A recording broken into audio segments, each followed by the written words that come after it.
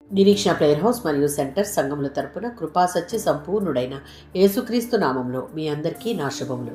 ఈరోజు దేవుని వాగ్దానం రోమీలకు రాసిన పత్రిక 12వ అధ్యాయం 12వ వచనం.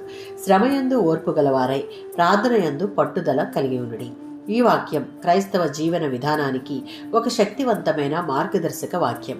అపోస్తలుడైన పౌలు రోమా సంఘానికి ఇచ్చిన ఈ బోధన ద్వారా విశ్వాసులు తమ జీవితంలో ఎదుర్కొనే పరిస్థితులలో ఎలా జీవించాలో 3 ముఖ్యమైన సూచనలు ఈ వచనంలో చెప్పాడు. మొదటిది, నిరీక్షణ యందు సంతోషించాలి. క్రైస్తవుని యొక్క నిరీక్షణ కేవలం ఈ లోకంలో కాక శాశ్వతమైన దేవుని యొక్క వాగ్దానాలలో ఉంది. ఈ నిరీక్షణ కలిగి ఉన్న మనం కష్ట సమయాలలో కూడా ఆనందించగలం. ఎందుకు అంటే మన నిరీక్షణ క్రీస్తులో స్థిరంగా ఉంటుంది.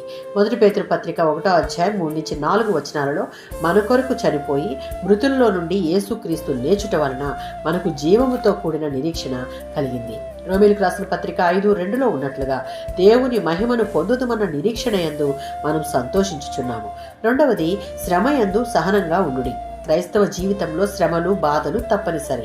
వాటిని ఎదుర్కొనేటప్పుడు సహనం చాలా అవసరం అని వాక్యం సెలవిస్తుంది. శ్రమలు మన విశ్వాసాన్ని పరీక్షిస్తాయి.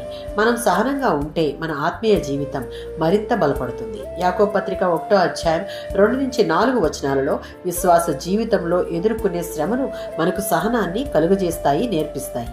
రోమీలకు రాసిన పత్రిక 5వ అధ్యాయం 3లో ఉన్నట్లుగా ఈ సహనం ద్వారా దేవుని యందు స్థిరమైన విశ్వాసం కలిగి ఉన్నప్పుడు మనకెదురైన శ్రమలను మనము సంతోషంగా ఆహ్వానించగలుగుతాం. మూడవది, ప్రార్థన యందు స్థిరంగా ఉండుడి. ప్రార్థన లేకుండా క్రైస్తవ జీవితం నిలబడదు. శ్రమలు వచ్చినప్పుడు మన ఆశ బలహీనమైనప్పుడు మన బలమైన ఆధారం ప్రార్థనే. నిరంతరం చేసే ప్రార్థన మన విశ్వాసాన్ని నిలబెట్టి మన హృదయాన్ని దేవునితో కలుపుతుంది. కాబట్టి ప్రతి విషయమందు, ప్రతి సమయంలో ప్రార్థన యందు దేవునికి కృతజ్ఞతాపూర్వకంగా వేడుకునే వారంగా ఉండాలి. ఆమేన్.